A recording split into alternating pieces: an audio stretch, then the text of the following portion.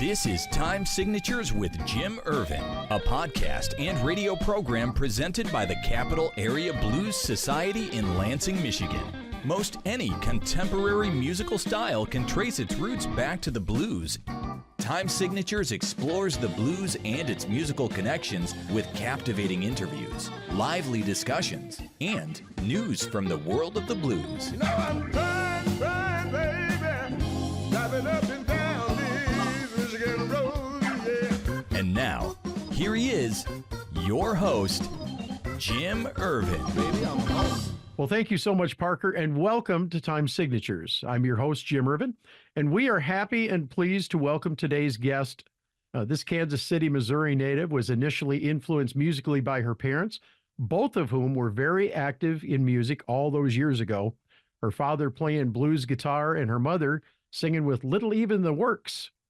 Years later, she and her two brothers, Nick and Chris, formed the band Trampled Underfoot, and they took the 2008 IBC in Memphis by storm, walking away with the overall title. In 2014, the band also won Contemporary Blues Album of the Year at the BMAs for Badlands, and she also won Instrumentalist in the bass category. In early 2015, Danielle decided to leave the band and kicked off her solo career. Now here we are 9 years later, and Danielle Nicole is still up there knocking it out of the box with her own soulful brand of the blues, and she must be doing something right because she's amassed 7 BMAs, Grammy nominations, and she's also been inducted into the Kansas City Hall of Fame. Her latest CD, The Love You Bleed, is, in my opinion, some of her best work to date. We're going to talk about that in a few minutes. Danielle Nicole, welcome to Time Signatures. It's truly an honor to be talking with you today. Oh, thank you. Thank you very much for having me. Well, it's a pleasure, and we're going to dive right in here because we've got a lot of ground to cover. We want to talk about your musical roots for just a minute and what led you into the blues ultimately. Well, you know, as you mentioned, both my parents were musicians. My mother is retired. My father passed away many years ago, but they were both really big in the local scene, in the regional scene. And it was really, I got introduced to the blues by my father when he had fallen in love with Johnny Winter. And he was like, well, who influenced Johnny Winter? And it was Muddy Waters. And then, so he went down the blues rabbit hole to Charlie Patton and Skip James and all that. And Sure. So there was, when the blues came into the household, it was something I just immediately was drawn to it, and I didn't know why. At the time, but it's just looking back, I think it was just because it was really raw. And, all of my favorite singers at the time when I was a child, they were Whitney Houston and Mariah Carey and Aretha, and eventually Etta and Bonnie and all that. And so, and they were really just kind of singing blues over pop, especially Whitney and Mariah. They were singing gospel and stuff. And so I think I always loved it, And so when my brothers and I decided to play music, we knew that we were going to, we had roots in the blues and, Sure. and I was drawn to it, Well, growing up in Kansas City, it's not like growing up in Chicago or Memphis, I would imagine. So what were your earliest influences as you got deeper into the blues? Well, my earliest influences, were the local musicians, Cotton Candy, and my mom, my dad, Linda Shell, and Myra Taylor. But as far as records was, my dad had a massive record collection, and so we listened to everything from Everly Brothers to Pink Floyd to of course Janis Joplin and again, Aretha, he had he had a really vast collection. And so, I listened to absolutely everything, and I just loved the bands that had strong singers, man. That's always what I was always drawn to. And so all the early influences, outside of the local musicians, but I listened to Muddy Waters all the time, and a lot of Bobby Blue Bland, and a lot of Etta James, and Coco Taylor and stuff. And Sure. real distinct voices, and they were half pioneers, but half traditionalists as well, because this is when Muddy Waters was becoming popular, and the music was becoming electrified. He was like called a sellout and all that stuff, but it was really just the modernization of the blues. And so I caught on to those musicians that were celebrating that during their heyday, so it was like, and you had to sing with the microphone that was on and no after market effects to tune it up and stuff. You really had to be able to do it live. And Right. So there was an ethic that was like ingrained in me, is like, you have to do this correctly. And the first time, you can't waste your studio time. You can't waste the people's Sure. time. You can't waste the musicians with you.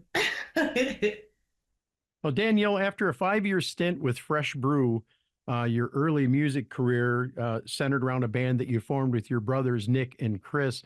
Talk about that process of bringing Trampled Underfoot together. What kind of discussion was involved in that whole process? Well, the main discussion was who would play bass. Because I didn't play bass guitar.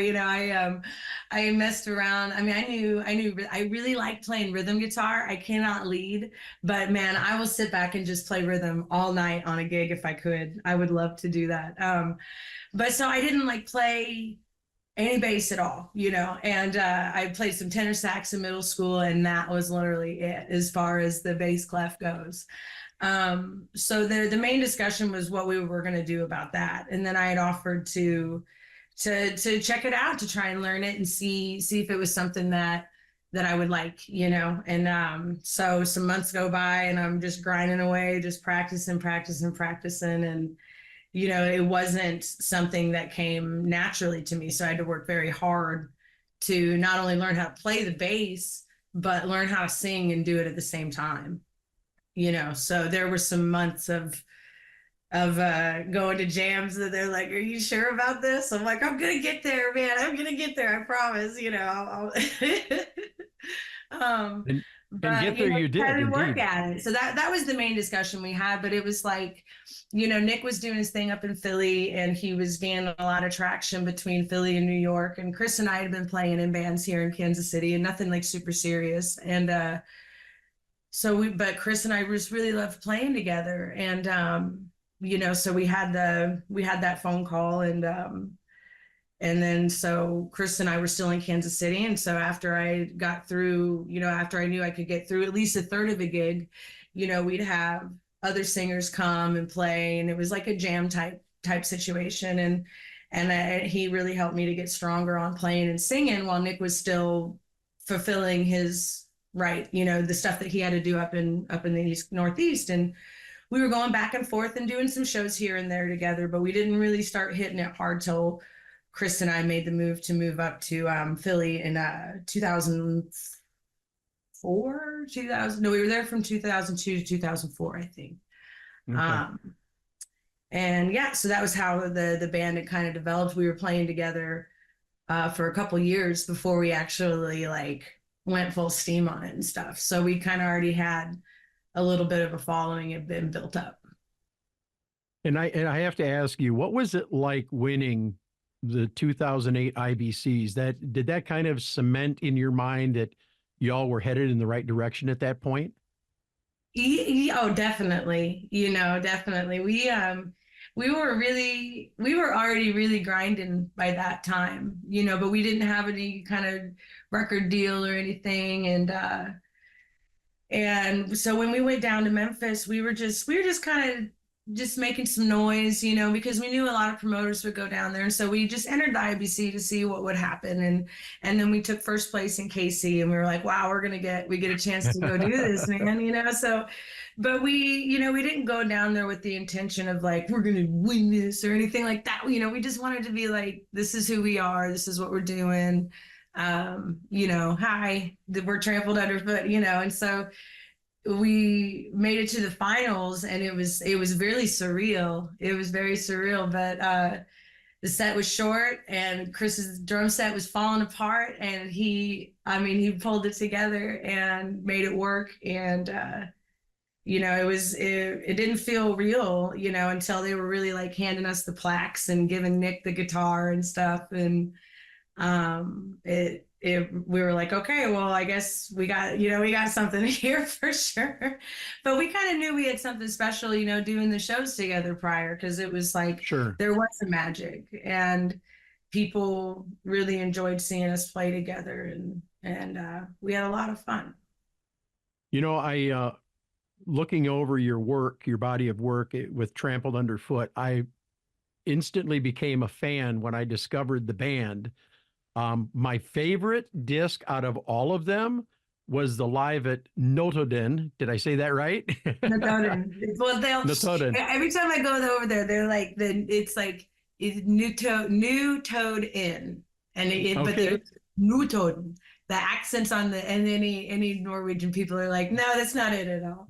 No, but no, it's a lot of people say Notoden.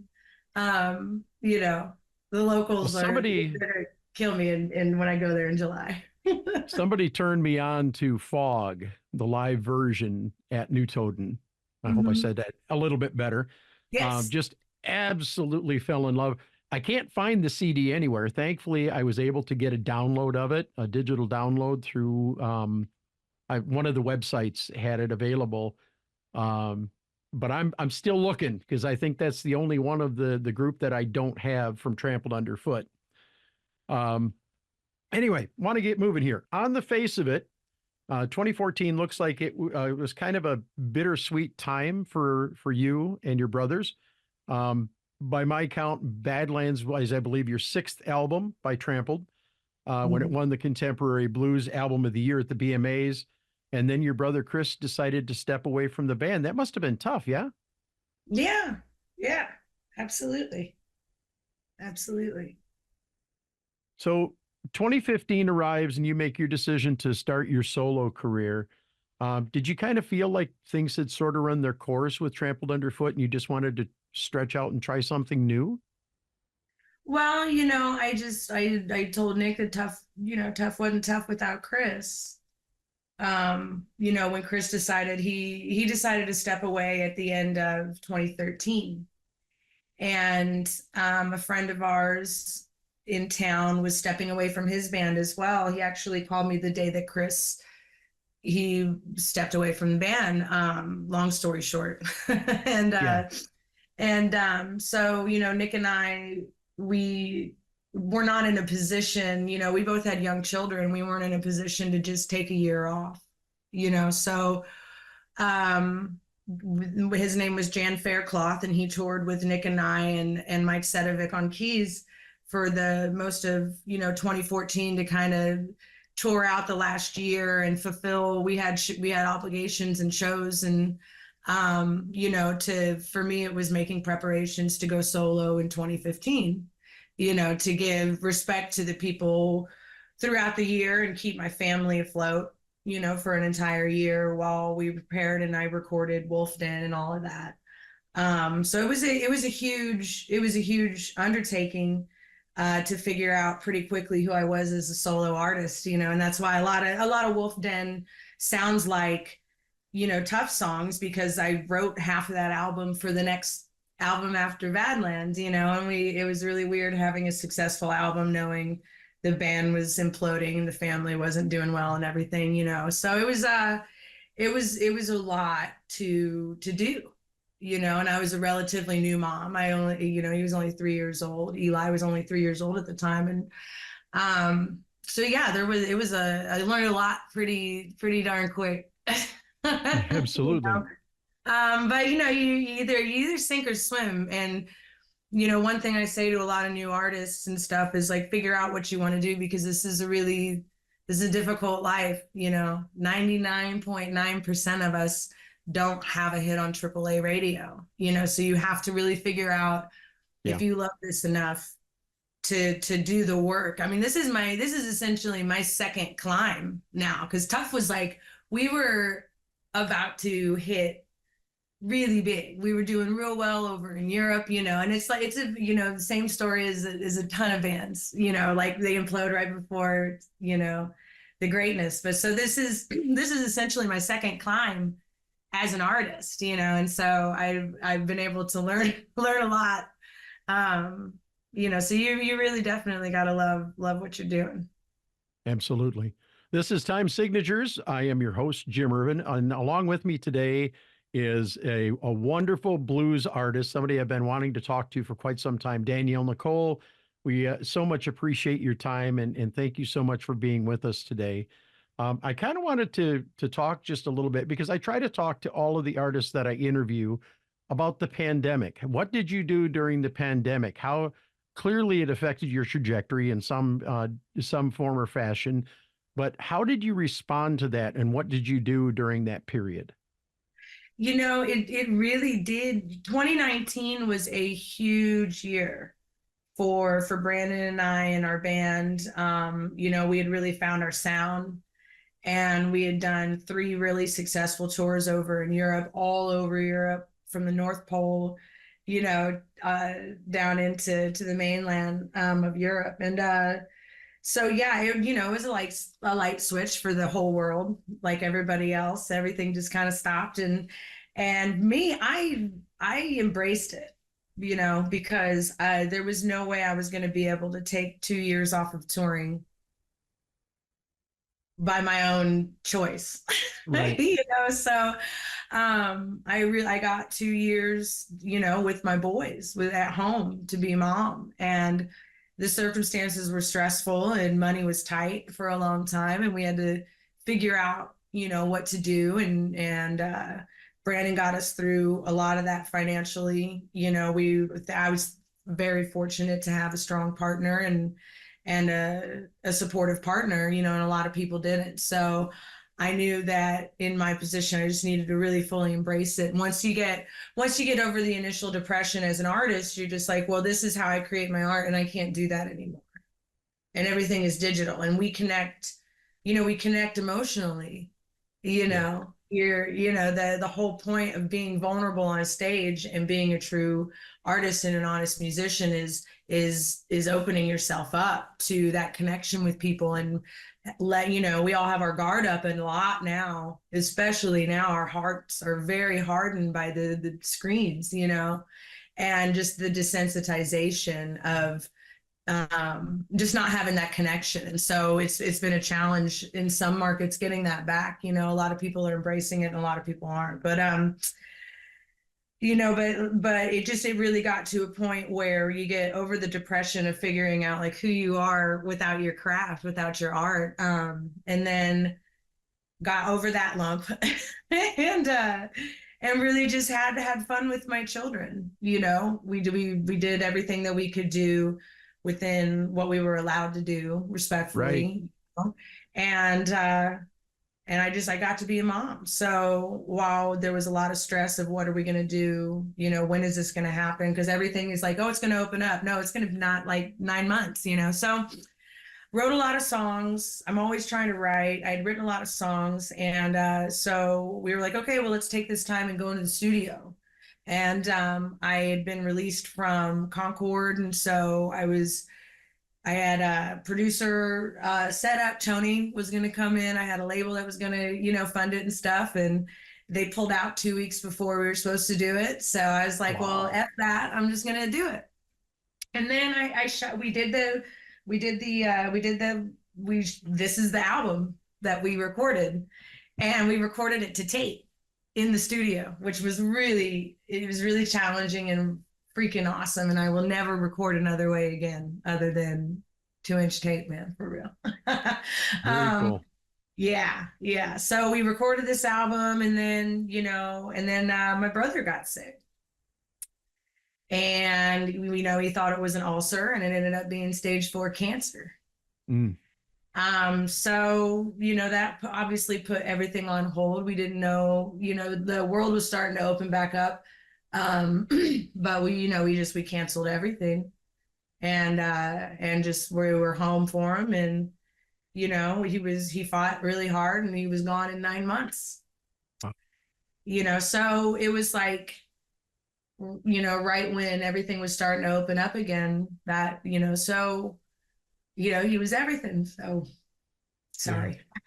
No, that's okay. But that, I work. you're asking about, that's, so that's what a lot of the weight was for putting this out. It's like, how do I move on? How do I do this? And so I'm at a place where we're able to put it out, and I'm really glad for that. Absolutely. Danielle, in the years since you went solo, and I have to read this because there's so much here.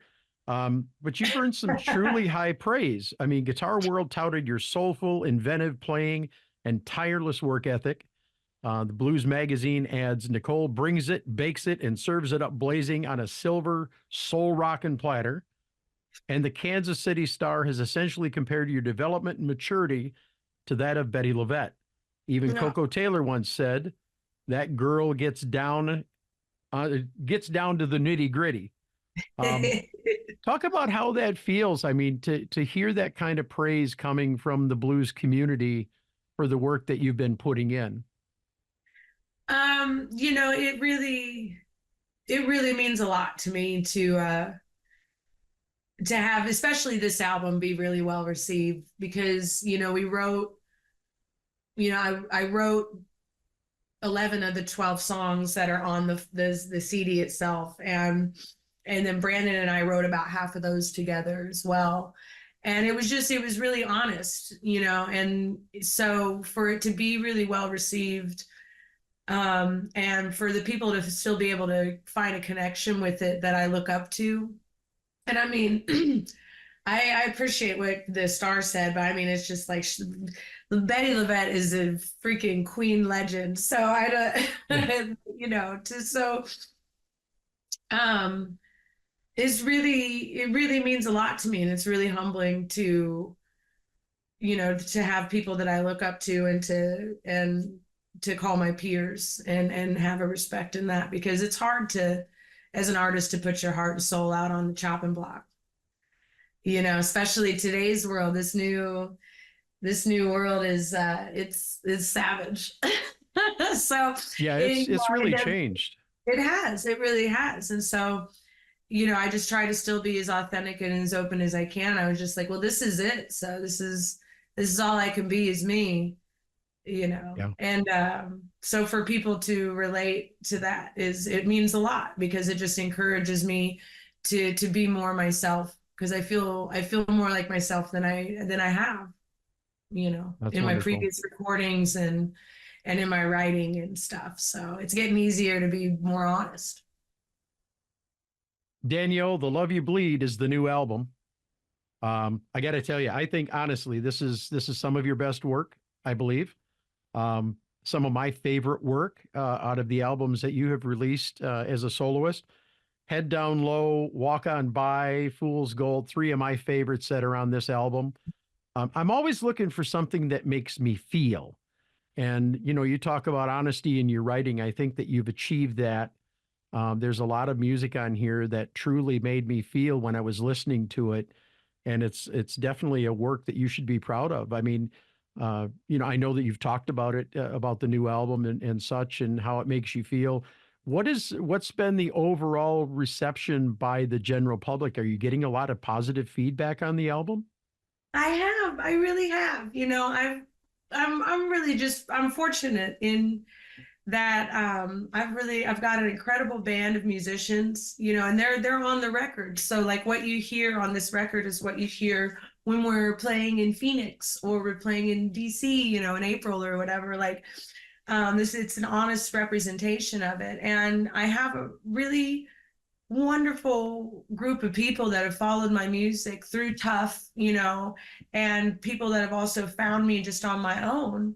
And they know my intention, and they know my heart, and so I'm really lucky in that most of them have been able to follow and, come with me in this journey of my songwriting. And it's not that I'm taking intentional turns or genre bending stuff. It's just I'm growing as an artist and stuff, and I'm learning as a songwriter. And one of the best things to do is explore, and that's why I love being a contemporary blues artist Yes. and being able to push the boundaries, because the blues is everything. And it's so funny because they're like, well, the blues is like salt and pepper, and I'm like, no, the blues is the fat, man. The blues is the butter and the oil and the grease that you're cooking with. That's what the blues is to music. It's not, you don't sprinkle it on top. It's literally the base of what you're the roux. And it's